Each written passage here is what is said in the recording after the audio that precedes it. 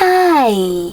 In front of me is the mobile phone 6, and today I would like to show you how you can switch on or off app notifications from apps of your choosing on this smartphone.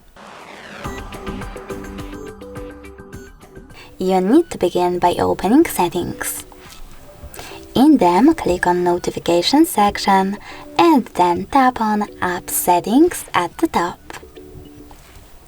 Now you can click on Most Recent and tap on the best option for you.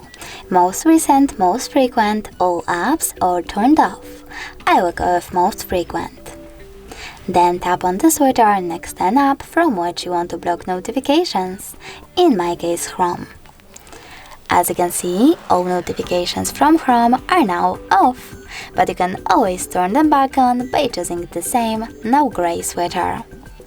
If you wish to, you can always click on one of your apps over here instead and manage all notifications by clicking on this switcher next to all app notifications. Thanks so much for watching. If you enjoyed this video, leave a like, comment and definitely subscribe. Bye!